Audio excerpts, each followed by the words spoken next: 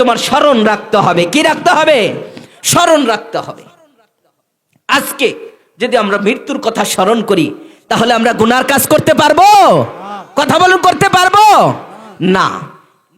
এই জন্য 5টি জিনিস আল্লাহ রব্বুল আলামিনের হাতে রেখেছেন সূরাতুল লোকমানের 34 নম্বর আয়াতে কারিমা।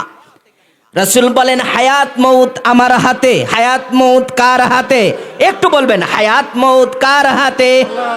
আরো জোরে, কার হাতে? রিজিকের দায়িত্ব কার হাতে? মায়ের গর্ভে কোন সন্তান আসবে, দায়িত্ব কার হাতে? বৃষ্টি কোথায় হবে, এ দায়িত্ব কার হাতে? কিয়ামত কোন দিন হবে, মালিকে বলেন, ওইটাও আমি রবের কাছেই রয়েছে। বলেন সুবহানাল্লাহ। তাহলে 5টা জিনিস মালিকের নিকটে একেবারে 100% সময় মালিকের কাছে রয়েছে। কিন্তু এই 5টি জিনিস নিয়ে আমরা মারামারি করি। কয়টি জিনিস নিয়ে মারামারি করি? 5টি জিনিস নিয়ে আমরা মারামারি করি। দেখেন, আপনার হায়াত নিয়ে আমরা মারামারি করি, মউত নিয়ে মারামারি করি। অথচ রাসূল সাল্লাল্লাহু আলাইহি ওয়াসাল্লাম বলেছেন যে তুমি কোথায় জন্মগ্রহণ করবে, কোন মায়ের গর্ভে, কখন, ছেলে না মেয়ে, কালো না লম্বা, বেটে না খাটো, এবং দেখতে কেমন, ভবিষ্যৎ কি হবে, সব কিছু লিস্ট রয়েছে কার হাতে? যারা বলতে হবে কার হাতে? আল্লাহর হাতে। আমরা ছোট ছিলাম মায়ের গর্ভে, ওইদিকে আমার আলোচনা না। এরপরে আবার একটু বড় হলাম, যার নাম কিশোর হয়ে গেল। আর একটু বড় হলাম, তার নাম হয়ে গেল যুবক। কি নাম হলো? যুবক। এরপরে যুবক থেকে 40 থেকে বার্ধক্যে যাওয়ার পর একদিন নাম হয়ে যাবে লাশ। ঠিক কিনা বলেন? নাম হয়ে যাবে লাশ। তাহলে মৃত্যুর আগেই ধাপগুলো আল্লাহ রব্বুল আলামিন বলেছেন, আহসানু আমালা, তুমি প্রতিযোগিতা করো আমলের। কার প্রতিযোগিতা? আমলের প্রতিযোগিতা। এরপরে মৃত্যুর পর ঘাটি, আমরা যখন শ্বাস বন্ধ হবে, আমাদের এই শ্বাসটা ভিতরে ঢুকেছে, বের হয় নাই, বের হয়েছে, ভিতরে ঢুকে নাই, তার নাম মউত। ঠিক কিনা বলেন? আপনার শ্বাস এখন আছে আর ভিতরে ঢোকে নাই, আপনার শ্বাস বন্ধ, আপনার লাশ নাম হয়ে যাবে। আবার ভিতরে ঢুকেছে, বের হয় নাই, তারপরেও আপনার নাম কি? লাশ। আপনার নাম কি? লাশ। এখন মৃত্যুর সময় আমার অবস্থাটা কেমন হবে? একটু গবেষণা করবেন আপনারা মুরব্বীরা যারা আছেন, যে আপনারা অনেক লাশ ধোয়ানোর ভিতরে অনেক কিছু দেখেছেন। ঠিক কিনা বলেন? দেখেছেন কিনা? আমি কিছুদিন আগে একটা লাশ নিজের হাতে ধোয়ানোর পর দেখেছি। অনেক সময় দেখা যায় চোখটা বড় বড় হয়ে যায়। ঠিক কিনা বলেন? আবার অনেক সময় দেখা যায় যে জিহ্বা বের হয়ে যায়, অনেক সময় হাঁ করে, বড় একটা মুখ হয়। আপনার বাবা মারা গেছে। বাবা তুমি কেমন আছো ছোট মাটির ঘরে? বাবা তুমি কেমন আছো ছোট মাটির ঘরে? তোমার কথা হৃদয়ে মাঝে পড়ছে বারে বারে। বাবা গো, ও বাবা, মাগো তুমি কেমন আছো ছোট্ট মাটির ঘরে? তোমার কথা হৃদয়ে মাঝে পড়ছে বারে বারে। তোমার মতো আদর সোহাগ, তোমার মতো মায়া পাই না তো আর খুঁজে। তাই তো আজ ঘুমের ঘরে অশ্রুতে যায় ভিজে। ভালোবাসি তোমায় বাবা, ভালোবাসি তোমায় বাবা, বুকটা যে যায় চিরে। তোমার কথা হৃদয়ে মাঝে পড়ছে বারে বারে। তোমার কথা হৃদয়ে মাঝে পড়ছে বারে বারে। কত আদর কত স্নেহ তোমার কাছে পেলাম, সব কিছু হারিয়ে বাবা নিঃস্ব হয়ে গেলাম। সুখে থেকো পরম সুখে, সুখে থেকো পরম সুখে জান্নাতের ভিতরে। তোমার কথা হৃদয়ে মাঝে পড়ছে বারে বারে, ঠিক না? যার মা মারা গিয়েছে, যার বাবা মারা গিয়েছে, আজকে পৃথিবীর এক প্রান্ত থেকে অন্য প্রান্তে আমরা খবর নিতে পারি মুহূর্তের মধ্যে। বাঁশের ঝাড়ে মাকে দফন করেছি, মাকে দফন করেছি, বাবার লাশটা কাঁধে নিয়ে দফন করেছি। কোন সময় বাবা এবং মায়ের খবর নিতে পারি না, ঠিক কি না বলেন? মওত, আপনার মরতে হবে। আপনার বাবা মরেছে, শিক্ষা নিতে হবে। পৃথিবীর বাদশারা মরে গিয়েছে, শিক্ষা নিতে হবে। কাফেররা মরেছে, শিক্ষা নিতে হবে। ইহা তো কি আমার নবী, বিশ্ব নবী রাহমাতাল লিল আলামিন পৃথিবীর জমিন থেকে বিদায় নিয়েছে, ঠিক কি না বলেন? কেউ থাকতে পারবে না, কেউ না। আমি না, আপনি না, আপনার বাবা নাই, দেশের সরকার না, কাফের না, বেঈমান না, পুরা পৃথিবীর বাদশাহী যিনি করেছেন সেও না। ওমর রাদিয়াল্লাহু তাআলা অর্ধ পৃথিবীর বাদশা ছিলেন, তিনিও চলে গেছেন। এখনো যারা আছে তারাও থাকতে পারবে না, ভবিষ্যতে যারা আসবে তারাও থাকতে পারবে না। মালিক বলেছে শুধু আমি রব থাকবো, বলেন না সুবহানাল্লাহ। শুধু আল্লাহ থাকবেন। পবিত্র কোরআনে বলেছেন কুল্লু মান আলাইহা ফান ওয়া ইয়াবকা ওয়াজহু রাব্বিকা যুল জালালি ওয়াল ইকরাম।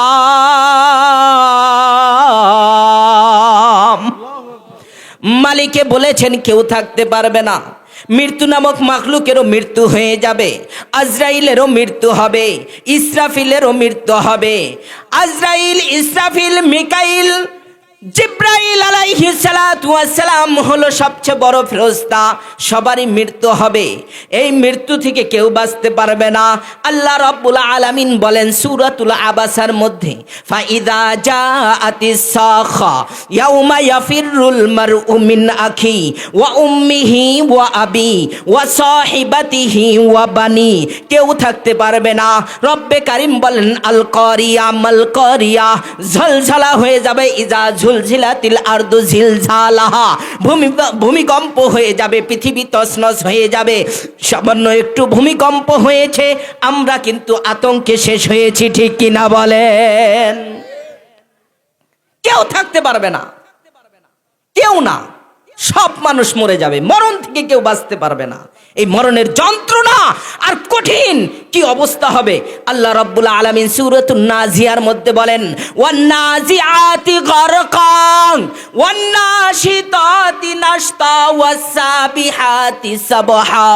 মালাকাল মউতকে যখন আদেশ করা হবে, যাও হোসেন আহমদ জামালপুরের রূহটা বের করে নিয়ে আসো। প্রথম আসবে, আসার পর রূহটা বের করার চেষ্টা করবে, এদিকে ওদিকে রূহ দৌড়াদৌড়ি করবে, চোখে আসবে, মুখে যাবে, নানান জায়গায় ছোটাছুটি করবে। আল্লাহ রাব্বুল আলামিন ধমক দিয়ে আজরাইলকে বলবেন আমি আদেশ করেছি 12টা একে তোমার রূহটা বের করতে হবে, এখন পর্যন্ত কেন বের করতে পারো না আজরাইল? আজরাইল বলবে তোমার এই গোলাম বড় চালাক, এই গোলামের রূহটা বের করার জন্য চেষ্টা করি। না না মুসলমান ভাইয়েরা, এমন কঠিন অবস্থা হয়ে যাবে, রূহ বের করার জন্য ছোটাছুটি চলতে থাকবে। আল্লাহর আদেশ যখন হয়ে যাবে, মালাকাল মউত তার পূর্ণ শক্তি নিয়ে বুকের উপরে বসে, যেমন ভাবে আমরা শালুকটা নদী থেকে উঠাইতে থাকি, পানি থেকে উঠাই, তার শিকড়টি করছিরে, ওইভাবে আজরাইল আপনার ভিতরে প্রবেশ করবে, পূর্ণ শক্তি দিয়ে রগগুলো ছিঁড়ে ছিটে শালুকের মতো, শালুকের শিকড় যেইভাবে উঠানো হয় ওইভাবে টেনে টান দিয়ে রূহটা বের করে মালিকের দরবারে উপস্থিত করে ফেলবে। এমন কঠিন অবস্থা হবে। সূরাতুন নাজিয়ার ভিতরে আল্লাহ রাব্বুল আলামিন। আসুন না আমরা একটু মৃত্যু নিয়ে একটু আলোচনায় যাই। আল্লাহ রাব্বুল আলামিন ইসরাফিলকে বলবেন, ইসরাফিল একটু সিংহায় ফুৎকার দাও, ফুৎকার দাও। ইসরাফিলের একটাই দায়িত্ব, শুধু সিংহা ফুৎকার দেওয়া। ইসরাফিল যখন এই দায়িত্বটা পাবে, বলুন তো, মালিকের এতদিন পর একটা দায়িত্ব কি খুশির সাথে আনন্দের সাথে পড়বে কিনা বলেন? ইসরাফিল সিংহা নিয়ে আনন্দ চিত্তে ফুৎকার মারবে। ফুৎকার মারলে এমন এক কঠিন অবস্থা হবে, ইসরাফিল তো জানে না, কঠিন অবস্থা হবে। আল কারিয়া মাল কারিয়া ওয়া মা আদরাকা মাল কারিয়া। ঝঞ্ঝালা চলতে থাকবে, ভূমিকম্প হতে থাকবে। এমন ভূমিকম্প হবে পৃথিবীর এক প্রান্ত থেকে অন্য প্রান্ত পর্যন্ত লড়াচড়া করতে থাকবে। এই 10 সেকেন্ড আর 5 সেকেন্ড নয়, এমন কঠিন ভূমিকম্প হবে, এমন কঠিন ঝলঝলা হবে। আল্লাহ রব্বুল আলামিন বলেছেন শাইউন আজিম, এমন বড় ঝলঝলা, কঠিন আজীব ঝলঝলা। এই ঝলঝলায় আর কিছু থাকবে না, পৃথিবী তছনছ হয়ে যাবে। পৃথিবীর পাহাড়গুলো উড়তে থাকবে, পাহাড়গুলো উড়তে থাকবে, তুলার মতো উড়তে থাকবে। মানুষগুলো পঙ্গপালের মতো দৌড়াইতে থাকবে। পেটে যদি সন্তান থাকে ভূমিষ্ঠ হয়ে যাবে। উটনি তার বাচ্চা পেটে নিয়ে দৌড়াইতে দৌড়াইতে বাচ্চা ভূমিষ্ঠ হয়ে যাবে। আল কারিয়া মাল কারিয়া ওয়া মা আদরাকা মাল কারিয়া ইয়াউমা ইয়াকুনুন নাসু কাল ফারাশিল মাবসুস। মানুষগুলো পঙ্গপালের মতো দৌড়াইতে থাকবে। ওয়াল জিবাল, পাহাড়গুলো শুধু তুলার মতো উড়তে থাকবে, সব কিছু ধ্বংস হয়ে যাবে। আল্লাহ ডাক দিয়ে বলবে, আর কে আছে? আর কে আছে? এখন প্রথম আসমানের মানুষ, প্রথম আসমানের যারা ফেরেশতা, তারা বলতেছে আমরা আছি।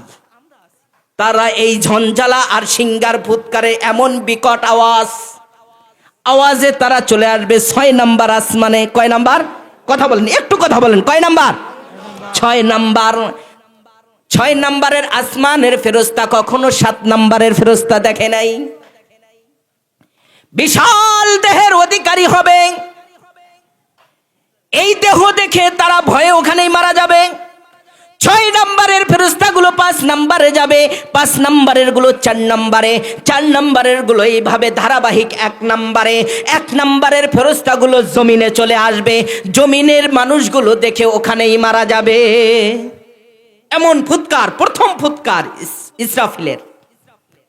এই কঠিন অবস্থায় সব মানুষ মারা গেল, সব ফেরেশতা মারা গেল। এখন আল্লাহ রাব্বুল আলামিন ডাক দিয়ে বলবে, কে আসো? 4 জন ফেরেশতা দৌড়িয়ে যাবে, জিবরাইল, মিকাইল, ইসরাফিল, আজরাইল। বলে, মালিক গো, আমরা 4 জন আছি। কয়জন? কথা বলেন, কয়জন? আর একটু জোরে বলতে হবে, কয়জন? কয়জন? মাত্র কয়জন? 4 জন। এখন আল্লাহ রাব্বুল আলামিন বলবে, তোমাদেরও মরতে হবে। আমি রব বলেছি সব মরে যাবে, তোমাদেরও মরতে হবে। এখন মালাকাল মউত আজরাইল ইসরাফিলের রূহটা বের করবে। আজরাইল জিব্রাইলের রূহটা বের করবে, মিকাইলের রূহটাও বের করবে। বের করার পর আল্লাহ ডাক দিবে, আর কে আছো? তখন আজরাইল ভাবতেছিল, আমি তো রূহ বের করি, সম্ভব না মালিক আমাকে একটু ছাড় দেবে, এটা তার ধারণা। মালিককে বলবে, মালিক আমিও যদি চলে যাই তাহলে তোমার সাথে কথা বলবে কে? কে থাকবে? মালিক, আপনার সাথে কথা বলার জন্য তো একজন থাকার দরকার, আপনার আদেশ মানার জন্য। আল্লাহ রাব্বুল আলামিন বলবেন, ঘুষের দুনিয়া হলো ঘুষের জামানা হলো দুনিয়াতে। কোথায়? কথা বলেন, কোথায়? দুনিয়াতে ফাঁসির রায় হয়ে যায়, টাকা দিবেন, এরপরে কি খালাস হয়ে যায়, ঠিক কিনা বলেন? আমার এখানে ঘুষ চলবে না, ঘুষ আমার এখানে চলবে না। আমি রব বলেছি মরণেরও মরতে হবে, আজরাইল তোমারও মরতে হবে। আচ্ছা বলুন তো, কত মানুষের জীবন বের করেছে আজরাইল, ঠিক কিনা বলেন? কাউকে পায়ের নিচে, কাউকে হামাগুড়ি দিয়ে, কাউকে জোরে মেরে, কাউকে আছাড় মেরে, গরুর সিংগায় বাজিয়ে, ঠিক কিনা বলেন? পুকুরে ডুবিয়ে, বাউলের মতো পিটাইয়া, ঠিক কিনা বলেন? তাহলে মারার পদ্ধতি তো আজরাইলকে যেখানে যেভাবে আল্লাহ দিয়েছেন ওইভাবেই করেছেন। কাউকে আবার বাচ্চা যখন মায়ের গর্ভে দুধ খায়, দুধ খাইতে খেতে কখন যেন ঘুমিয়ে পড়লো সে জানে না, এইভাবেও কাউকে রূহটা বের করে নিয়েছেন, ঠিক কিনা বলেন? এখন আজরাইল তো সবকিছু জানে কিভাবে কার রূহ বের করতে হয়। প্রথমবার আজরাইল তার হাতটা রূহ বের করার জন্য দেয়। আজরাইল নিজের রূহটা বের করবে, সাহস করতে পারে না। আবার আরেক জায়গায় দেয়, রূহটা বের করবে, সাহস করতে পারে না, ছোটাছুটি করে। আসমানের মালিক ডাক দিয়ে বলে, আজরাইল, আমি তো তোমাকে রূহটা বের করতে বলেছি। আজরাইল বলবে, মালিক গো, কত মানুষের রূহ না আমি বের করেছি। ও আসমানের মালিক, কারোর রূহ বের করতে আমি দেখেছি জামা কাপড় নষ্ট করে ফেলেছে, আবার কারোর রূহটা বের করতে দেখেছি চোখ দুটো বড় বড় করেছে। মালিক গো, কারোর রূহটা বের করার সময় দেখেছি তার রূহটা এত ছোটাছুটি করেছে। ও মালিক, রূহ বের করাটা কঠিন, অনেক কঠিন গো মালিক। আমার মালিক ডাক দিয়ে বলে, আজরাইল, তুমি রূহ বের করেছো, কষ্ট দেখেছো, আমি তোমাকে আদেশ করেছি তোমার রূহটা তোমার বের করতে হবে। মালিক বলেন, পবিত্র কোরআনে আমার জবানে বলেছি, কুল্লু মান আলাইহা ফান ওয়া ইয়াবকা ওয়াজহু রাব্বিকা যুল জালালি ওয়াল ইকরাম। পবিত্র কোরআনে আমি বলেছি, কুল্লু নাফসিন যায়িকাতুল মউত, মউতের স্বাদ গ্রহণ করতে হবে গো আজরাইল, তোমার রূহটা তুমি বের করে ফেলো। আজরাইল তার পূর্ণ শক্তি দিয়ে রূহ বের করার জন্য চেষ্টা করবে। তার পূর্ণ শক্তি আজরাইলের শরীরে আল্লাহ রাব্বুল আলামিন অগণিত শক্তি দিয়েছেন, চোখ দিয়েছেন, শিকা চোখ দিয়েছেন। পৃথিবীর মধ্যে যত মাখলুকাতের শক্তি রয়েছে সমস্ত মাখলুকাতের থেকে দ্বিগুণ দ্বিগুণ শক্তি দিয়েছেন আজরাইলকে।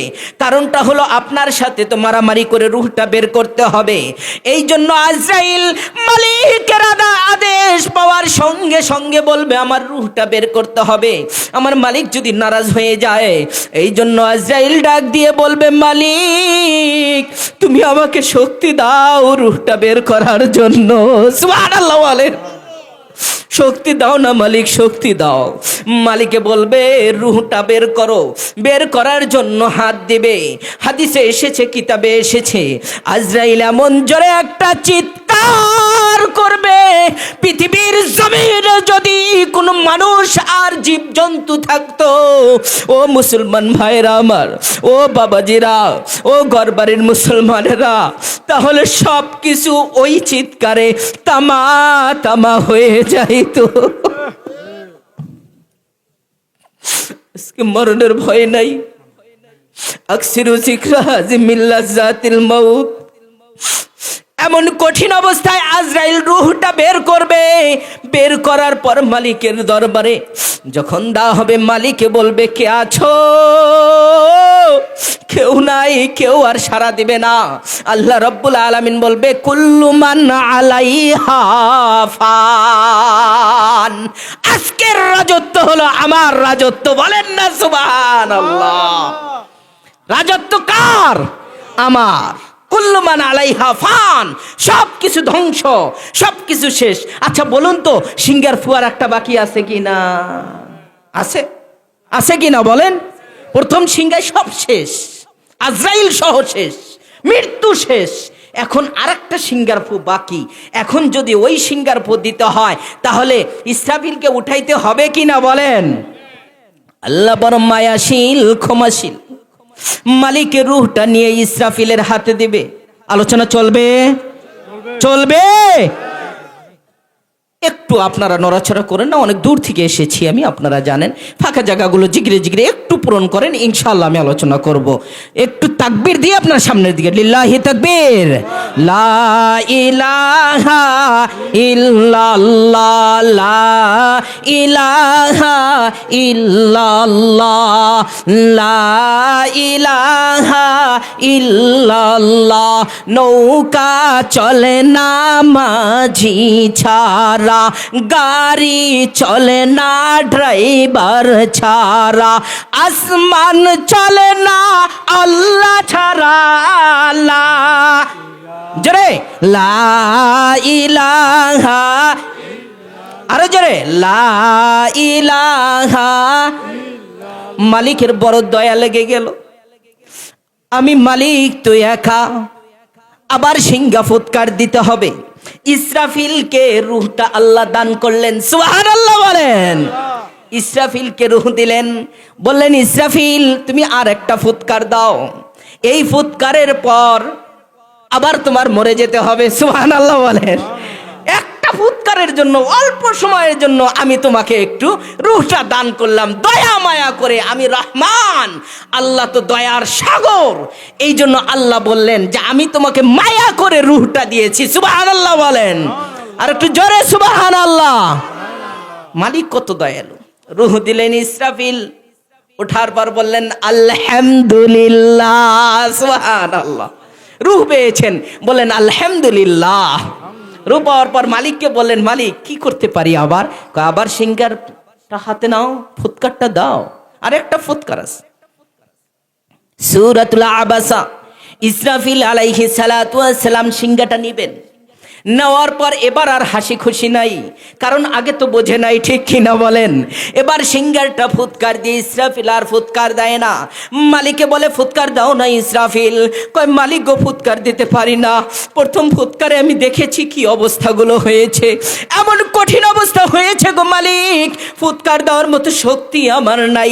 মালিক তুমি আমাকে আবার একটু শক্তি দাও না।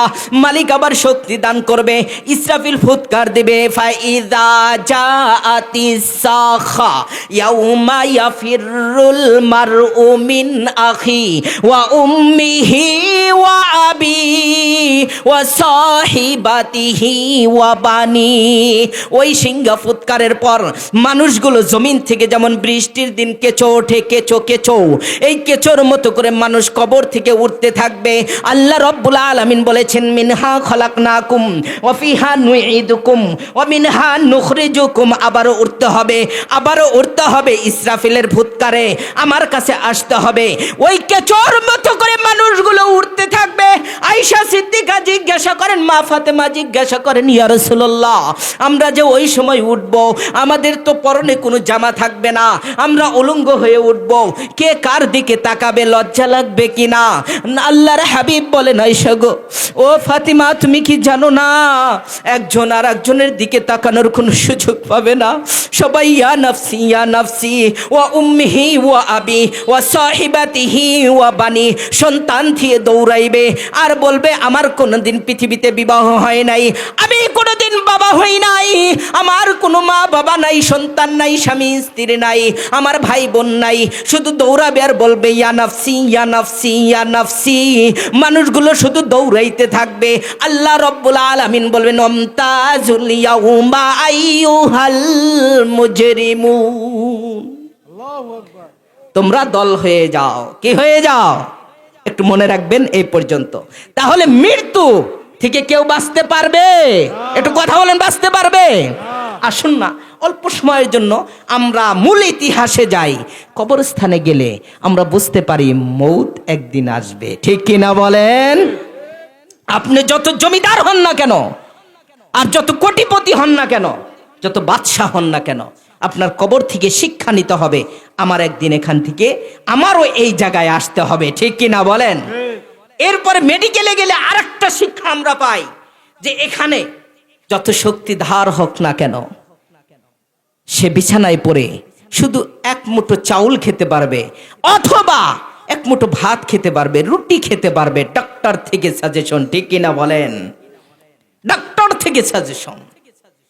সব শক্তি আর বাহাদুরি দুই জায়গাতে গেলেই সব শেষ, সব কিছু শেষ হয়ে যায়। খাদিজা, আম্মাজান খাদিজা, আম্মাজান খাদিজা, খাদিজা বিশ্বনবীর সুখে দুঃখের, বিশেষ করে দুঃখের স্ত্রী ছিল। বিশ্বনবী সাল্লাল্লাহু আলাইহি সাল্লাম ছোটকালে মা হারালেন, ঠিক কিনা বলেন? বাবা হারিয়ে গেলেন, এতিম হয়ে গেলেন। সূরাতুদ দুহা আল্লাহ রাব্বুল আলামিন সান্ত্বনা দিলেন। সান্ত্বনার জন্য একের পর এক বিশ্বনবী কষ্টের ভিতরে জীবন যাপন করতেছিলেন। তায়েফের ময়দানে বিশ্বনবী গেলেন। সেই বছরেই খাদিজা ইন্তেকাল করলেন। তার চাচা আবু তালেব ইন্তেকাল করলেন। তার দাদা আব্দুল মুত্তালিব ইন্তেকাল করলেন। তাহলে তার মুহাব্বতের যারা সাপোর্ট দিতেন তারা ইন্তেকাল করেছে। খাদিজা ইন্তেকাল করলেন, ভাবলেন তাহলে যদি আমি নানির দেশে যাই, সম্ভাবনা সেখানে আমার দাওয়াতের কাজটা সুন্দর চলতে থাকবে। এই মহাব্বতে সে নানির দেশে গেলেন, তায়েফে গেলেন। কোথায় গেলেন? তায়েফে। আমরা মৃত্যুর থেকে একটু আলোচনা শুনবো। তায়েফে যাওয়ার পর বিশ্ব নবী সাল্লাল্লাহু আলাইহি সাল্লাম দাওয়াত দিলেন। সেখানে বিশ্ব নবীর দাওয়াত গ্রহণ না করে আল্লাহর হাবিবকে নির্মমভাবে আঘাত করা হলো, ঠিক কিনা বলেন? সেখান থেকে আসলেন। খাদিজা কেমন ছিলেন বিশ্ব নবীর জন্য? বিশ্ব নবী দাওয়াত দিতেন প্রথম অবস্থায় পুরুষদের ভিতরে সর্বপ্রথম যে বালক, ছোট্ট বাচ্চা, এর মধ্যে ইসলাম গ্রহণ করেছে আলী রাদিয়াল্লাহু তাআলা আনহু, সুবহানাল্লাহ বলেন। এরপরে একটু বয়স হয়েছে, যুবকদের মধ্যে ইসলাম গ্রহণ করেছে আবু বকর সিদ্দিক, সুবহানাল্লাহ বলেন। নারীদের মধ্যে ইসলাম গ্রহণ করেছে খাদিজাতুল কুবরা, আম্মা জান খাদিজা, বলেন সুবহানাল্লাহ। दुनिया की सदाकत में तेरा नाम रहेगा, सिद्दीक तेरा नाम से इस्लाम रहेगा। दुनिया की अदालत में तेरा नाम रहेगा, फारूक तेरा नाम से इस्लाम रहेगा। दुनिया की सखावत में तेरा नाम रहेगा, उस्मान तेरा नाम से इस्लाम रहेगा। दुनिया की सजावत में तेरा नाम रहेगा, हैदार तेरा नाम से इस्लाम रहेगा। आली तेरा नाम से इस्लाम रहेगा। अल्लाहु আকবার। বিশ্বনবী দাওয়াতের কাজ করেন। খাদিজাতুল কুবরা, আম্মাজান খাদিজা ইসলামের প্রথম থেকেই বিশ্বনবীর দেখাশোনা করতেন। বিশ্বনবী মুহাম্মদুর রাসূলুল্লাহ সাল্লাল্লাহু আলাইহি ওয়াসাল্লাম বিবাহর বয়স 25 বছর, খাদিজার বয়স হলো 40 বছর। কত বছর? কথা বলেন, কয় বছর? 40 বছর। খাদিজাতুল কুবরার প্রথম স্বামী পৃথিবীর জমিন থেকে চলে যায়। চলে যাওয়ার পর বিশিষ্ট ব্যবসায়ী ছিলেন খাদিজা, কাপড়ের ব্যবসায়ী। তার একজন গোলাম ছিল, গোলামকে বলল, আমার একজন বিশ্বস্ত ম্যানেজার দরকার, আমার একজন গার্ড দরকার। যাও যাও, মক্কার জমিনে কে রয়েছে, একজন বিশ্বস্ত মানুষ নিয়ে আসো। খুঁজে পাওয়া গেল না, কাউকে খুঁজে পায় না। হিলফুল ফুজুল গঠন করেছেন বিশ্বনবী মুহাম্মদুর রাসূলুল্লাহ, নাম হয়েছে আল আমিন। কি নাম? আল আমিন। বিশ্বনবীর তথ্য দিলেন একজন আছে, নাম হলো আল আমিন, আব্দুল মুত্তালিব, আবু তালেবের ভাতিজা, মুত্তালিবের নাতি। ছোটকালেই মা বাবা হারিয়েছে, যাও না প্রস্তাব দাও। প্রস্তাব দিয়ে দিল বিশ্বনবীকে। আবু তালেব ভাবতেছিল এতিম ভাতিজা, যদি ম্যানেজার হতে পারে কিছু টাকা পাবে, ঠিক কিনা বলেন? একটা চাকরি হয়ে গেল। বিশ্বনবী প্রস্তাবে রাজি হলেন। রাজি হওয়ার পর ব্যবসার জন্য ফার্স্ট পরীক্ষা ইয়ামিনে পাঠাইলেন। পাঠানোর সময় বিশ্বনবী যে কাপড়গুলো দিয়েছে সে কাপড় বেচাকেনা করেছেন, করে আবার ক্রয় করেছেন, দ্বিগুণ লাভ করেছেন। লাভ করে আবার মদিনাবাসীদেরকে বলেছেন, ইয়ামিনবাসীদেরকে বলেছেন, আবারও তোমাদের সাথে দেখা হবে। তারা বলে, ইয়া রাসূলুল্লাহ, আমরা আপনাকে যেতে দিব না। সুবহানাল্লাহ বলেন। তার চেহারা আর তার কথা, মায়া মোহাব্বতে, ইয়া রাসূলুল্লাহ, আমরা আপনাকে যেতে দেব না। রাসূল সাল্লাল্লাহু আলাইহি ওয়াসাল্লাম এই কারিশমা আর এই কাহিনী দেখে তার বিশ্বস্ত খাদেম বলল যে, খাদিজা, তুমি যাকে ম্যানেজার করেছো, ম্যানেজার এত ভালো, ডাবল টাকা ব্যবসা বাণিজ্য করে তোমাকে দিয়েছে, 1 টাকাও এলোমেলো করে নাই। তুমি যদি চাও তাকে একবারে নিয়োগ দিতে পারো। সুবহানাল্লাহ বলেন। খাদিজা পছন্দ করে ফেললেন বিশ্বনবীর চেহারা, এত মায়ার চেহারা, জবানটা বড় দামি, রাহমাতাল লিল আলামিন। বিশ্বনবী সাল্লাল্লাহু আলাইহি সাল্লামকে কিভাবে প্রস্তাব দিবেন? প্রস্তাবের জন্য তার বান্ধবীকে ছেট করলেন, যাও যাও আবু তালেবকে বলো আমার পক্ষ থেকে চিঠি, আমি বিশ্ব নবীকে ভালোবাসি, যদি বিশ্ব নবী রাজি হয়ে যায় আমি তাকে বিবাহের জন্য প্রস্তাব দিয়ে দিলাম। সুবহানাল্লাহ বলেন। আচ্ছা, আপনাদের কাছে প্রশ্ন, প্রস্তাব কি আমার নবী দিয়েছেন না খাদিজা দিয়েছেন? জোরে বলতে হবে, কে দিয়েছেন? নবীজি লোভ করেছেন অর্থের? না, খাদিজা তার চেহারার পাগল হয়েছেন। বলেন না সুবহানাল্লাহ। প্রস্তাব দেওয়ার পর আবু তালেব চিন্তা করলো যে এতিম ভাতিজা যদি বিবাহ শাদীটা হয়ে যায় তাহলে তো ভবিষ্যতের জন্য ভালোই হবে, ঠিক কিনা বলেন? এজন্য ভাতিজা, তুমি তো আমাকে চাচা হিসাবে মানো, আমার প্রস্তাব হলো তুমি খাদিজাকে বিবাহ করে নাও। সুবহানাল্লাহ আসতে বলেন। চাচা, আপনি বলেছেন বিবাহ করার জন্য, আমি মেনে নিলাম। সুবহানাল্লাহ। বিবাহ হয়ে গেল। লম্বা ইতিহাস, 25 বছর আর 40 বছর। 25 আর 40। আচ্ছা বলুন, 40 বছরের একটা নারী তার শরীরের ভিতরে স্বাভাবিকভাবে ওই যুবতী নারীর তুলনায় একটু বয়স্কের ছাপ আছে কিনা? কথা বলেন, আছে কিনা? আল্লাহ রাব্বুল আলামিন বলেন, ইয়া রাসূলুল্লাহ, খাদিজাতুল কুবরার বিবাহ জান্নাতে হয়েছে, আপনি চেহারার দিকে তাকান, তাকায় দেখেন যুবতী নারীর মতো চেহারা করে দিয়েছি। সুবহানাল্লাহ বলেন। লম্বা ইতিহাস। গরবাড়ির মুসলমান বাবারা আমার, আল্লাহর হাবিবের বিবাহ শাদী হয়ে গেল। রাসূল দাওয়াতে যায়, রাসূল সাল্লাল্লাহু আলাইহি সাল্লাম হেরা পর্বতে যায়, রাসূল সাল্লাল্লাহু আলাইহি সাল্লাম ঘরে ঘরে মানুষকে দাওয়াত দেয়। 1টা 2টা 3টা 4টা বেজে যায়। রাত্রের ওই গভীর রজনীতে বিশ্ব নবী যখন বাসায় আসে, যখন বাড়িতে আসে, আসার পর প্রথম লকটা করেন, একটু টোকা দেন। টোকা দেওয়ার সঙ্গে সঙ্গে খাদিজা বলে, ইয়া রাসূলুল্লাহ লাব্বাইক। আমাদের স্ত্রীরা করবে না? করবে, করবে। ঘরবাড়ির ভাষায় বলবে, আর কোনো সময় পাও না, এখন আসছো তুমি, একা একা ভাত নিয়ে খাও, পারলে বিছানাটাও ঝাড়ি দিয়ে ঘুমায় পড়ো, ঠিক কিনা বলেন? এটা হলো খাদিজার আদর্শ। বিশ্বনবীকে বললেন, ইয়া রাসূলুল্লাহ, আপনি আমার হাজবেন্ড, আপনি আমার স্বামী, আমার যে অর্থ রয়েছে 40 মণ স্বর্ণ রয়েছিল খাদিজার, সব স্বর্ণগুলো আল্লাহর নবীর হাতে তুলে দিলেন। দেওয়ার পর বললেন, ইয়া রাসূলুল্লাহ, আপনার যেখানে ইচ্ছা সেখানে আপনি দান করেন। সুবহানাল্লাহ বলেন। যেখানে ইচ্ছা সেখানে দান করেন। বিশ্বনবী নামাজ পড়তেন, খাদিজাও নামাজ পড়তেন। রাসূল সাল্লাল্লাহু আলাইহি সাল্লামকে একদিন রাত্রের গভীর রজনীতে আসার পর খুশি হয়ে বললেন, খাদিজা গো, তোমার কাছে আমার একটা প্রশ্ন, তুমি তো আমার জন্য খেদমত করো, তুমি কি চাও? খাদিজা বললেন, ইয়া রাসূলুল্লাহ, আমি যা চাই আপনি কি তা দিবেন? গভীর মনোযোগ মুসলমান ভাইরা আমার। খাদিজা বললেন, ইয়া রাসূলুল্লাহ, আমি যা চাই আপনি তা দিবেন। আল্লাহর হাবিব ভাবতেছিলেন কিছু একটা চাবে। আমাদের মা বোনেরা 3 পিস চায়, 2 পিস চায়, ঠিক কি না বলেন? একটা কিছু চাবে। খাদিজার জামা ছিল ছেঁড়া ফাটা, শাড়িটাও ছিল একটু ময়লা। বিশ্বনবী বললেন, ও প্রাণের খাদিজা, তুমি কি চাও একটু বলো। খাদিজা বললেন, ইয়া রাসূলুল্লাহ, আমি চাই 3টা জিনিস। কয়টা জিনিস? মাইকের আওয়াজ যত দূর যায়, ও আমার মা বোনেরা, খাদিজা চেয়েছেন 3টা জিনিস।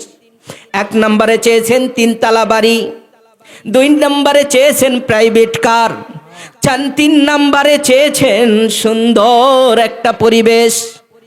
না না না, খাদিজা বললেন, ইয়া রাসূলুল্লাহ, মরণ তো একদিন হবে, মালিকে বলেছে কুল্লু নাফসিন যায়িকাতুল মাউত, আমারও একদিন মরতে হবে।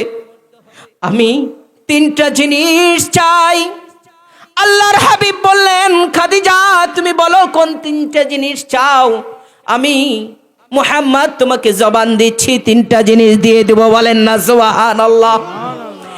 1 নম্বরে বিশ্ব নবীর কাছে খাদিজাতুল কুবরা দাবি করলেন, ইয়া রাসূলুল্লাহ, ইয়া হাবিবাল্লাহ, আপনার যে জামাটা রয়েছে, জামা, পাঞ্জাবি, জুব্বা, আপনার যে জামাটা রয়েছে, এই জামাটা আমি সযত্নে রেখেছি। যেদিন আমার রূহটা বের হয়ে যাবে, ওই দিন এই জামাটা দিয়ে আমাকে দাফন কাফন দিবে। আল্লাহর হাবিব কান্না করে জমিনে পড়ে গেলেন। খাদিজা, তুমি এই সেই হেরা পর্বতে খাবারগুলো নিয়ে উঠেছো, আবার নেমেছো। তোমার হাতের খাবার ছাড়া আমি কখনো খাই নাই। যেই দিন আমার কেউ ছিল না, সেই দিন ছিলাও তুমি। আজকে তুমি আমাকে রেখে এই দাবি করো। রাসূল সাল্লাল্লাহু আলাইহি সাল্লাম বললেন, খাদিজা, কেন তুমি জামাটা চাও? ইয়া রাসূলুল্লাহ, আমাকে যখন এই জামাটা পেঁচিয়ে দাফন কাফনে দেওয়া হবে, রাসূল গো, আমাকে যখন প্রশ্ন করবে, মা রব্বুকা ওয়া মা নবিয়ুকা ওয়া মা দীনুকা প্রশ্নগুলো করবে, আমি তখন এই জামার বরকতে আমি প্রশ্নের জবাবগুলো দিয়ে দেবো। বলেন না সুবহানাল্লাহ। বিশ্বনবী বললেন, আর কি চাও খাদিজা? আমি চাই আমি যখন দুনিয়া থেকে চলে যাব, তখন আমার লাশটা আপনি নিজের হাতে ধরবেন। সুবহানাল্লাহ বল।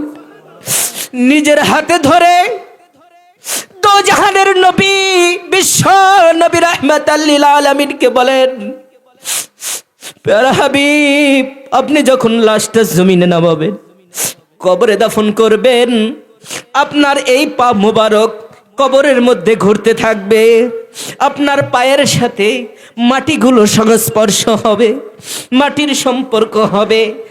আর যেই দিন আমাকে জিজ্ঞাসা করা হবে, দুনিয়ায় কি করেছো, এই পবিত্র জমিনে আপনার পায়ের মাটির বরকতে আমি সেইখান থেকে জবাবটা দিয়ে দেবো। সুবহানাল্লাহ। বিশ্বনবী অবাক হয়ে গেলেন। খাদিজা, আর কি চাও? ও প্রিয়তমা, তুমি কি চাও বলো। রাসূলুল্লাহ, আপনি যখন আমাকে দাফন করবেন, দাফনটা শেষ হয়ে গেল, আপনার জামাটা পরে দাফন করলেন, আপনি নিজের হাতে সেখানে কবরে বিচরণ করলেন, ওঠার পর আপনি যদি চলে যান, কবরের ভয়ঙ্কর রাজা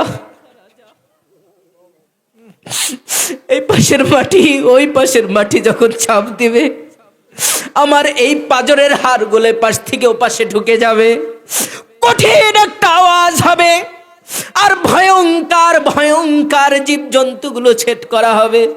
হাবিব, এই ভয়ে তো আমি হয়তো ওই প্রশ্নের জবাব দিতে পারবো না। আমার অনুরোধ, আপনি কবরের পাশে বসে থাকবেন,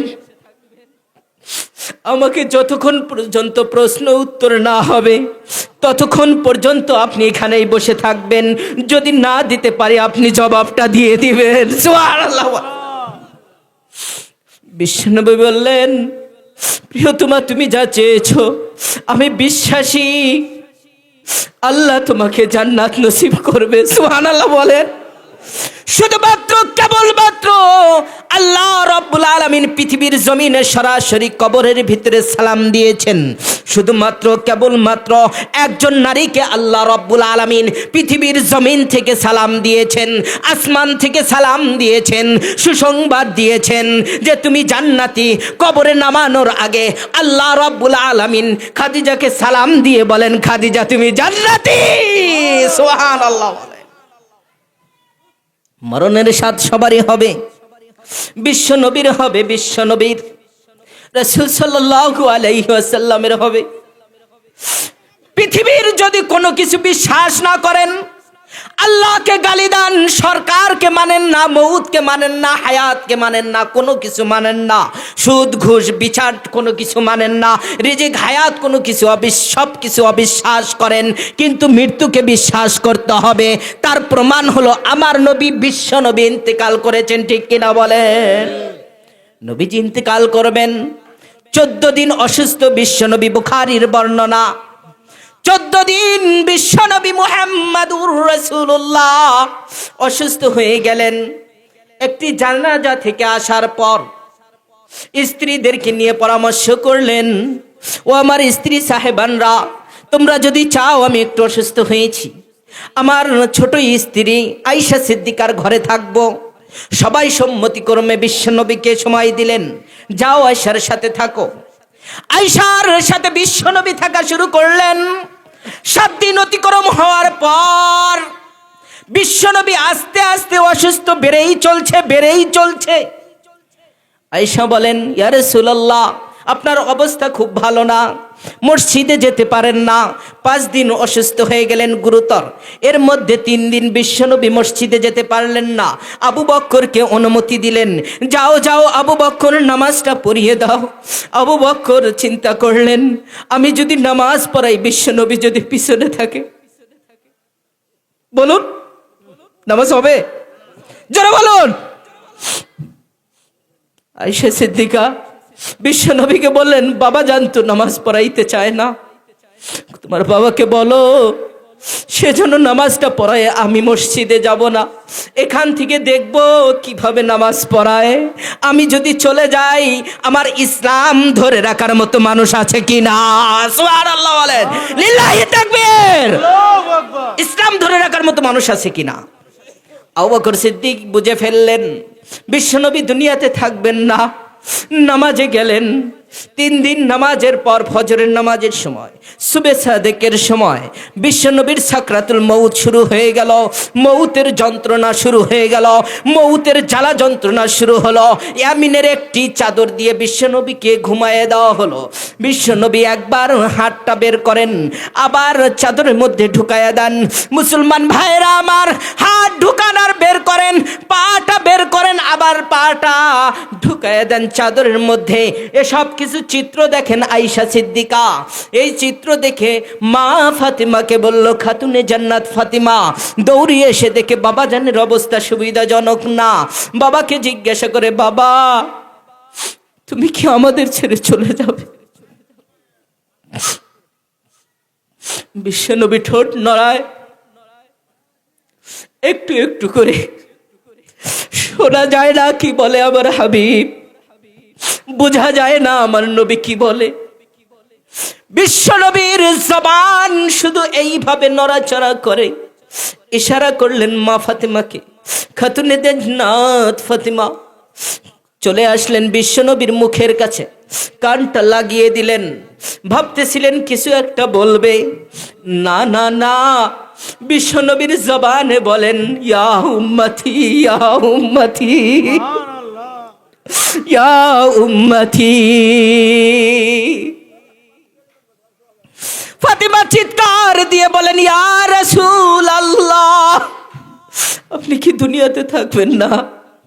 আল্লাহর হাবিব বলেন, আমার সময়টা শেষ হয়ে এসেছে। জিবরাইল আলাইহিস সালাতু ওয়াস সালাম বছরে একবার এসেছেন আমার কাছে পবিত্র কোরআন ধরাধরি করতে, শোনাশুনি করতে। এবার বিশ্বনবী বলেন, জিবরাইল এসেছে 2 বার। আমি জিজ্ঞাসা করলাম, ভাই জিবরাইল 2 বার কেন আমার কাছে এসেছো? জিবরাইল বলেন, হাবিব আপনার সময় শেষ, আপনার সময়টা শেষ হয়েছে। আল্লাহ বলেছেন শেষবারের মতো আপনার সাথে আমি যেন 2 বার আলোচনা করি কোরআন নিয়ে। জিবরাইলের কথায় বুঝতে আর বাকি নেই। বিশ্বনবী বললেন, দেখো না ফাতেমা কে যেন দরজায় আওয়াজ করে, দেখো না ফাতেমা কে যেন দরজায় আওয়াজ করে। ফাতিমা বললেন, ইয়া রাসূলুল্লাহ, কে যেন আওয়াজ করে, আমি দরজাটা খুলে দেই। দরজাটা খুলে দেওয়ার পর ফাতেমা কিছুই দেখেন না। জিজ্ঞাসা করলেন, বাবা কিছুই তো দেখা যায় না। আল্লাহ রাব্বুল আলামিন মালাকাল মউতকে বলেন, ও আজরাইল, আমার হাবিব জবানে বলেছে, কি দিয়ে বলেছে? কথা বলেন, কি দিয়ে বলেছে? জবানটা বড় দামি। আমার নবী বলেছে, দেখো নিশ্চয়ই তোমাকে দেখতে হবে, যদি না দেখা হয় বিশ্বনবীর জবানটা মিথ্যা হয়ে যাবে, ঠিক কিনা বলেন? দেখা দাও। আজরাইল তো দেখা দেয় না, মালিকের আদেশ, দেখা দাও, দেখা দাও। মালাকাল মউত আজরাইল অগ্নিশিখা চোখ নিয়ে, পাটা জমিনে, মাথাটা কোথায়? মাথাটা মনে হয় যেন আসমানে। এমন বিশাল দেহের অধিকারী নিয়ে ওই দরজার কাছে দাঁড়িয়ে গেল। দাঁড়ানোর পর একবার শুধু দেখলেন ফাতেমা, খাতুনে জান্নাত ফাতিমা। দেখার সঙ্গে সঙ্গে এমন জোরে একটা চিৎকার দিয়ে জমিনে পড়ে গেলেন। আর বললেন, বাবা আমি কখনো মদিনার জমিনে এমন মানুষ দেখি নাই, মক্কাতেও এমন মানুষ দেখি নাই। আমার মনে হচ্ছে লোকটা বেশি সুবিধাজনক না। আমার মনে হয় গো বাবা, লোকের চেহারায় বোঝা যায় সুবিধাজনক না। বিশ্বনবী বলেন, ও আমার কলিজার টুকরা ফাতিমা, আসতে দাও না তাকে, আসতে দাও। কয়, না না বাবা, আমি আসতে দেব না, তার মন মেজাজে সুবিধাজনক বোঝা যায় না। বিশ্বনবী বলেন, আসতে যদি না দাও তাও চলে আসবে, আর যদি বাধা দাও তাও চলে আসবে। ওটা সাধারণ কোনো লোক নয় গো ও মা, ওটা হলো মালাকাল মউত আজরাইল। বিশ্বনবী অপেক্ষায় রইলেন, সালাম দিলেন, আসসালামু আলাইকুম ইয়া রাসূলুল্লাহ, আমি কি আসতে পারি? বিশ্বনবী অপেক্ষায় থাকতেন কখন ওহী আসবে, জিবরাইল আসবে। জিবরাইল সঙ্গে সঙ্গে উপস্থিত হওয়ার পর বললেন, ইয়া রাসূলুল্লাহ, আপনি যদি চান তাহলে দীর্ঘদিন হায়াত পাবেন, আর যদি চান এখন চলে যাবেন, আর যদি হায়াত পান এরপরেও আপনার একদিন মউত আসবে। আর এখন যদি চলে যান, মালিকে ঘোষণা দিয়েছে ওয়েলকাম ওয়েলকাম বলে আপনাকে স্বাগতম জানিয়ে নেবে। সুবহানাল্লাহ। বিশ্বনবী এমন কঠিন অবস্থায় হাত বের করেন আর পা বের করেন, টানাটানি করেন।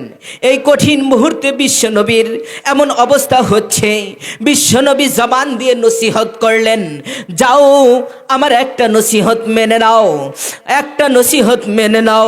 ফাতিমাকে বললেন, যাও না আয়েশাকে বলো আমার অবস্থা শেষ মুহূর্তে। আয়েশা যেন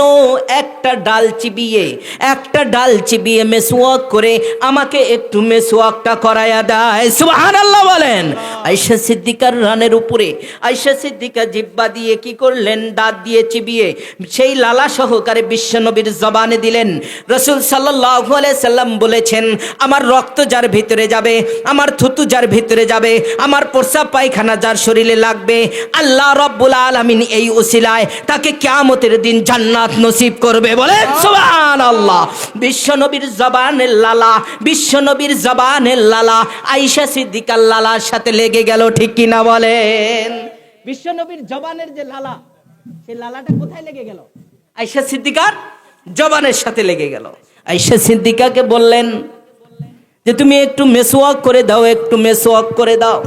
মেসওয়াক করলেন, নবীর জবান থেকে বের হয়ে আসলো, আসসালাত আসসালাত বিমা মালাকাত আইমানুকুম, নামাজ নামাজ নামাজ নামাজ। ও আমার উম্মতেরা, নামাজ নামাজ নামাজ, তোমরা নামাজ আদায় করো। যদি নামাজ আদায় করো, কিয়ামতের ময়দানে তোমাদের জান্নাতের একটা চাবি হয়ে গেল। আমি বিশ্বনবী বলবো, এই আমার উম্মত চাবিটা নিয়ে এসেছে, আমি একটা সিল বসিয়ে দিব, আর সঙ্গে সঙ্গে বিনা হিসাবে জান্নাতে চলে যাবে। বলেন সুবহানাল্লাহ। নামাজ পড়বেন তো ইনশাআল্লাহ? লিল্লাহি তাকবীর। বিশ্বনবীর জবান থেকে বের হয়, ইয়া নফসি ইয়া নফসি ইয়া নফসি। মা ফাতেমা কান্নার দরজার কাছে ঢলে পড়লেন। ঢলে পড়ার পর কান্না থেকে উঠলেন। বিশ্বনবী ডাক দিয়ে আজরাইলকে বললেন, ও মালাকাল মউত, মালিককে কি বলেছে? মালিকে বলেছে আপনি যদি যান তাহলে নিয়ে যাব, আর না গেলে আমি নেব না। কারণটা হলো আমি কাহর কাছে অনুমতি নিয়ে রূহটা বের করি না। আমি কাহর অনুমতি নিয়ে রূহ বের করি না। কিন্তু আপনার জন্য ফ্যাসিলিটি, আপনার জন্য অফার। আপনি হচ্ছেন দোজাহানের নবী, বিশ্ব নবী, খাতামুন নবী। আপনার জন্য মালিকে অফার করেছে, আমার বন্ধু যদি আসতে চায় তাহলে, আর না হলে রেখে দিয়ে আসো। সুবহানাল্লাহ বলেন। নবীজি বলেন, ইন্নাকা মাইয়িতুন ওয়া ইন্নাহুম মাইয়িতুন। আমারও মরতে হবে, কাফেরও মরতে হবে, কাফেরদেরও মরতে হবে। আমি তোমাকে সুস্বাগতম জানিয়ে মালিকের দিদারে চলে যাব। বলেন না সুবহানাল্লাহ। এখন আজরাইল বিশ্ব নবীর কাছে চলে আসছে, কি করবে? কথা বলুন, কি করবে? রূহ বের করবে, বিশ্ব নবীর রূহ বের করবে। সর্বপ্রথম স্বাভাবিকভাবে তার দুটি হাত দিয়ে বিশ্ব নবীর বুকের উপরে, শুধু কবজির উপরে রেখে দিলেন, বুকের উপরে হাত দুটো রেখে দিলেন। রেখে দেওয়ার পর আমার হাবিব মুহাম্মাদুর রাসূলুল্লাহ রাহমাতাল লিল আলামিন এত জোরে একটা চিৎকার দিলেন, এত জোরে একটা চিৎকার, মালাকুল মউতকে বলে, ভাই আজরাইল, পৃথিবীর সব শক্তি কি আমাকে দিয়েছো? আজরাইল বলেন, ইয়া রাসূলুল্লাহ, বিশ্বাস করেন, এই পৃথিবীতে যত মানুষ এসেছে, যত জীবনদার রয়েছে, যত আসবে কিয়ামত পর্যন্ত, আমি যত কষ্ট দিয়ে রূহ বের করব আর যত সহজে রূহ বের করব, এর মধ্যে সবচেয়ে সহজ রূপে আপনার রূহটা বের করার অনুমতি পেয়েছি। কিন্তু আপনি চিৎকার দিয়ে বলতেছেন, আজরাইল, তুমি কি উহুদ পাহাড় আমার বুকের উপরে চাপিয়ে দিয়েছো? বিশ্বনবী বলেন, পৃথিবীর সব উম্মতের রূহটা বের করার যে কষ্ট, যেই যন্ত্রণা, আজরাইল তুমি আমাকে দিয়ে দাও, কিন্তু আমার গুনাহগার উম্মতকে দিও না। বিশ্বনবী কান্না করেন। জিবরাইল জিজ্ঞাসা করে, ইয়া রাসূলুল্লাহ, আপনি কিসের জন্য কান্না করেন? আপনার কলিজার টুকরা ওই খাতুনে জান্নাত ফাতিমার জন্য। কয়, না না না, আমি ফাতিমার জন্য কান্না করি না। আপনি কি কান্না করেন ইয়া রাসূলুল্লাহ? ওই তায়েফের জমিনে আপনাকে ঝাঞ্ঝারা করেছিল, ওই জন্য কি কান্না করেন? কাফেররা নির্মমভাবে আপনাকে আঘাত করেছিল। কয়, না জিবরাইল, এই জন্য কান্না করি না। আপনি কি কান্না করেন উহুদের ময়দানের জন্য, যেখানে আপনাকে আঘাত করার পর দান শহীদ হয়েছিল? আপনি উড়ে গিয়ে পাথরের চিপায় পড়েছিলেন, হেলমেটটা আপনার মাথার ভিতরে ঢুকেছিল। ইয়া রাসূলুল্লাহ, আপনি ওই ব্যথার কথাই কান্না করেন। আপনাকে বিষ পান করানো হয়েছিল খাইবারের যুদ্ধে, আপনি কি এই জন্য কান্না করেন? কয়, না না জিবরাইল, এই জন্য কান্না করি না। আপনি কি হাসান হোসেনের জন্য কান্না করেন? কয়, না না, হাসান হোসেনের জন্য কান্না করি না। তাহলে কিসের জন্য কান্না করেন? আল্লাহর হাবিব বলেন, নাহনু আউলিয়াউকুম ফিল হায়াতিদ দুনিয়া ওয়া ফিল আখিরাহ। আমি কান্না করি দুনিয়া এবং আখিরাতে আমার ওই গুনাহগার উম্মতের জন্য। আল্লাহ রাব্বুল আলামিন বলেন, আমার হাবিবকে ঘোষণা করে দাও, আমি তার জিম্মাদারি নিয়ে নিলাম। আমার নবী যেমন জিম্মাদার ছিল, তেমন জিম্মাদার দুনিয়া এবং আখিরাতে আমি রব নিয়ে নিলাম। নাহনু আউলিয়াউকুম, আমি ওলি হয়ে গেলাম দুনিয়া ওয়াল আখিরা। যদি কোনো বান্দা আমাকে ডাক দেয় আল্লাহ বলে, আমি রবের ইবাদত করে, তাহলে আমি রব তাকে ফ্যাসিলিটি দিলাম, আমি তার জিম্মাদার। চোখটা বন্ধ করার পর মায়ের যেরকম কোলের ভিতরে সন্তান দুধ খাইতে খাইতে চলে যায় ঘুমের ঘরে, আমি তার রূহটা এইভাবে বের করে নেব। বলেন, আমি জিম্মাদারি নিচ্ছি। আমি বিশ্বনবী থেমে গেলেন, রূহটা বের করলেন। বের করার পর এখন বিশ্বনবীর জানাজা কে পড়বেন? কে পড়বেন? কেউ আছে বলেন? ওমর রাদিয়াল্লাহু তাআলা আনহু, যেই ওমর বিশ্বনবীর মাথা কাটার জন্য গিয়েছিল, ঠিক কিনা বলেন? সেই ওমর তরবারি ঘোরায় আর বলে, এমন কে আছো একবার বলবে বিশ্বনবী ইন্তেকাল করেছে, তার মাথাটা এখানেই শেষ। মানে মেনে নেওয়ার মতো না, দুনিয়ায় নবী চলে গেছে, মেনে নেওয়া যায়? আচ্ছা বলুন, মেনে নেওয়া যাবে না? আপনি বাঁচতে পারবেন? নবীজি নাই, নবীজির রূহ বের করা হয়েছে, আপনারও রূহ বের করা হবে, কেউ বাঁচতে পারবে না। তাহলে বোঝা গেল মরণের স্বাদ আপনার আমার সবারই গ্রহণ করতে হবে। কেউ এটা থেকে রেহাই পাবে না, কেউ না, কেউ না, কোনো জীবজন্তু না। এই মরণ, এই চাবি কখন হবে? আল্লাহ রাব্বুল আলামিন সূরাতুল লোকমানের ভিতরে 34 নম্বর আয়াত, শেষ আয়াতে বলেছেন, ওয়া মা তাদরি নাফসুন বিআইয়ি আরদিন তামুত। কোথায় মউত হবে, কোন জায়গায় হবে, কোথায় থেকে লাশ নেওয়া হবে, সব কিছুর ডেট, তালিকা, সময় আমি রবের হাতে রেখে দিয়েছি। বলেন না সুবহানাল্লাহ। যার প্রমাণ হলো যে মারা যায় সৌদি আরব, লাশ আসে আপনাদের ঘরবাড়িতে, ঠিক কিনা বলেন? মারা যায় সেই লালমনিরহাট, আর লাশ আসে এখানে। মারা যায় সেই গাজীপুর, কবর হয় আপনাদের মসজিদের সামনে, ঠিক কিনা বলেন? তাহলে যেখানে যার কবর হবে, যেই মাটি থেকে তৈরি হবে, সেখানেই তার কবর হবে। আল্লাহ রাব্বুল আলামিন ঘোষণা দিয়েছেন, এক সেকেন্ডও এলোমেলো হবে না। এই চাবিকাঠি কার হাতে? আরেকটি জিনিসের উপরে আলোচনা, 5টির চাবিকাঠি আল্লাহর হাতে। এই 5টির মধ্যে একটি আলোচনা করেছি, শুধুমাত্র মৌত। আর একটা হলো রিজিক। কি নাম? রিজিক। আপনার আজকে যে আপনি আপেল খেয়েছেন, এই আপেলের গায়ে কি আপনার নাম লেখা ছিল? কথা বলেন।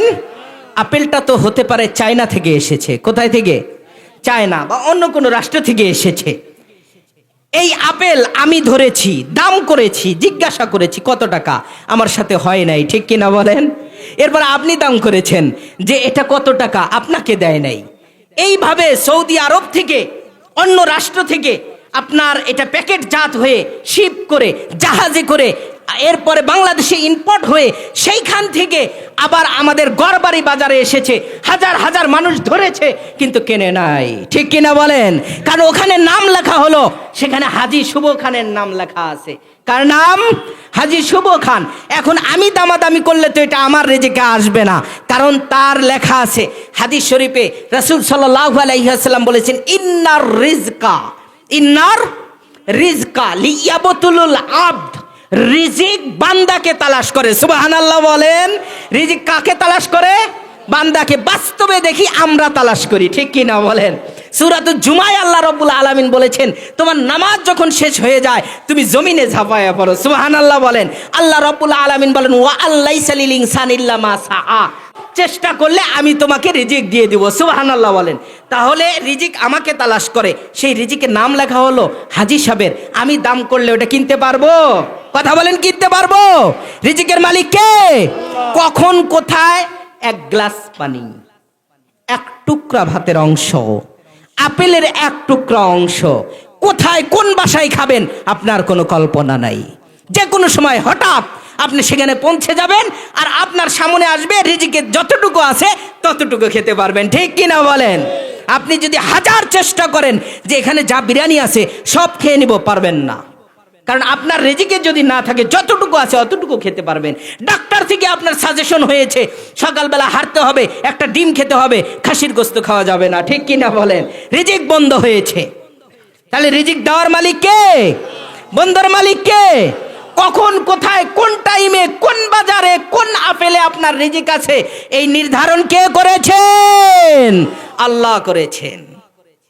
সন্তান, শর্ট করে দিলাম, আপনারা ইউটিউবে পুরা বয়ান পাবেন। এরপরে সন্তান, আপনার সন্তান ছেলে হবে না মেয়ে হবে? মাশাআল্লাহ, আল্লাহর ওলি বুজুর্গরা সেখানে বলে দেয়, খানকায় গেলে তোমার ছেলে হয়ে যাবে। কি হবে? ছেলে হবে।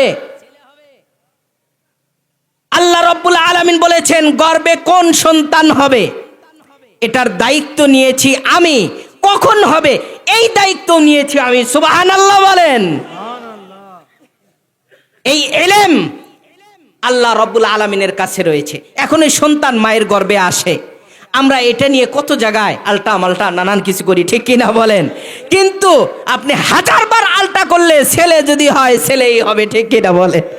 আর হাজারবার আলটা না করলেও যদি মেয়ে হয় মেয়েই হবে। আপনার আলটা কাজে আসবে না। এখানে বড় আলটা করেছে কে? আল্লাহ। রব্বে কারিম বলেছেন, ছেলে না মেয়ে, কালো না লম্বা, বেটে না খাটো, সব সুরত সুন্দর না বিশ্রী, সব আমি রুহের জগতে কঙ্কালের ভিতরে তৈরি করেছি। সুবহানাল্লাহ বলেন। এই সন্তানটা মায়ের গর্ভে আসে,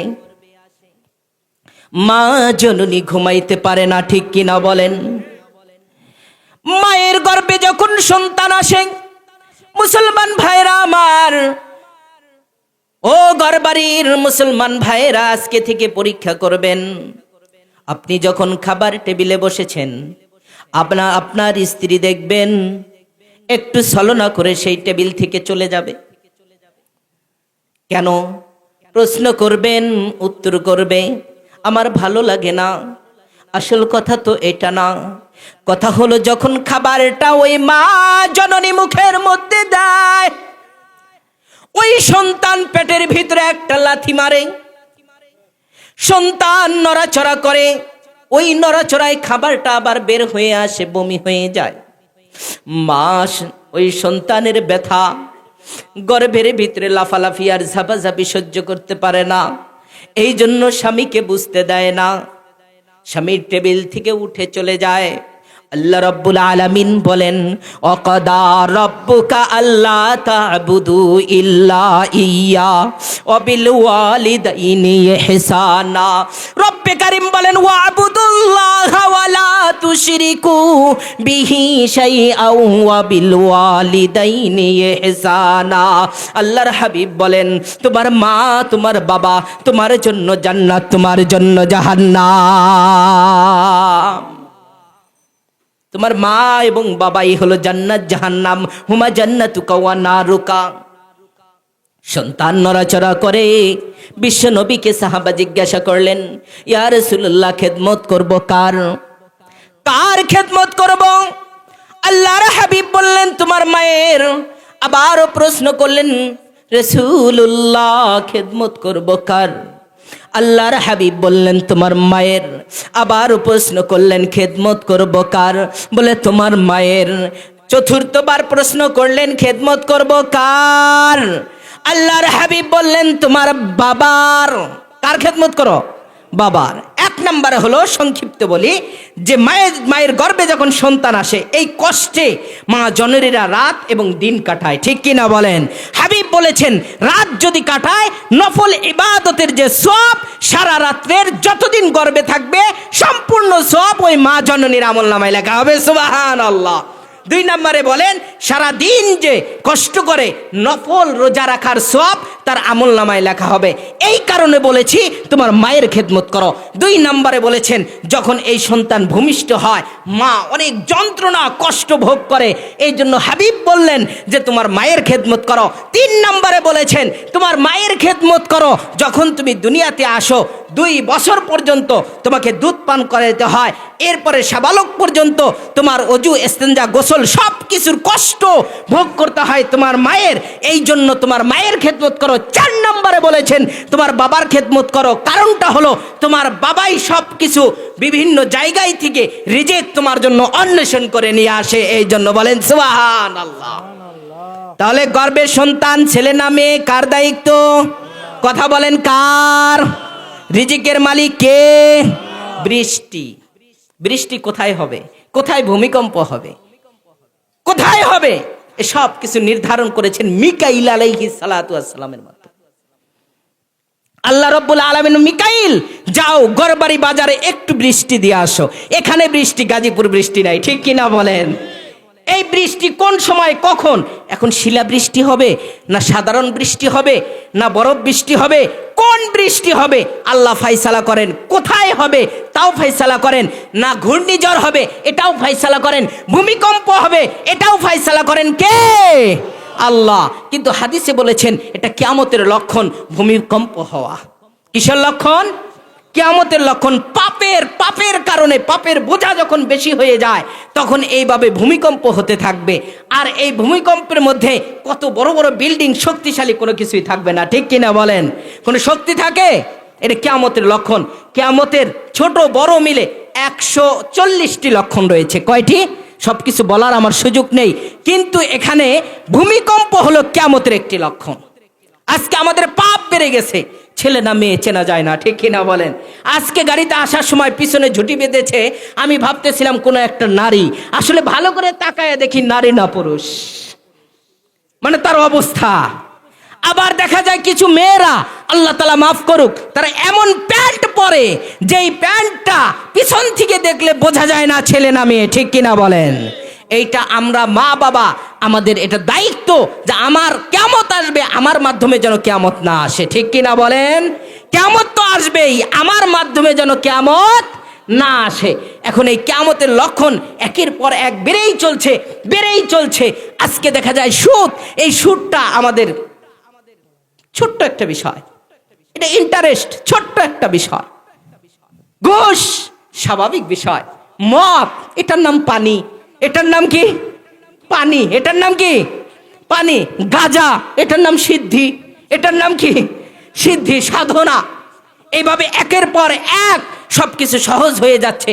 কিয়ামতের লক্ষণগুলো আমাদের মাঝে প্রবেশ করতেছে। এই জন্য কিয়ামত তো আসবেই, কিন্তু আমার মাধ্যমে যেন কিয়ামত না আসে। রাজি আছেন ইনশাআল্লাহ? এক নাম্বার হলো হায়াত এবং মৌত কার হাতে?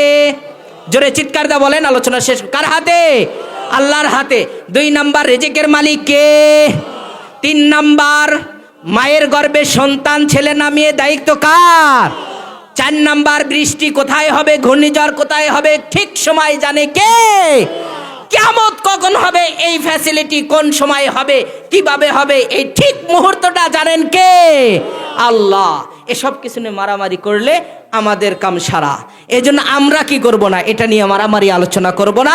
আমাদের কাজ হলো, সাহাবা কিরাম জিজ্ঞাসা করলেন, ইয়া রাসূলুল্লাহ কিয়ামত কখন হবে? আল্লাহর হাবিব বললেন একটু রাগান্বিত হয়ে, কিয়ামতের জন্য তুমি কি করেছো, কি করেছো? আল্লাহর হাবিবের দিকে তাকায় সাহাবা বললেন যে আমি কিছুই করতে পারি নাই। আমি জিজ্ঞাসা করেছি কিয়ামত কখন হবে, এটার জন্য আমি কিছুই করি নাই, শুধু আমার হাবিবকে ভালোবাসি আর আল্লাহকে ভালোবাসি, এটাই করেছি।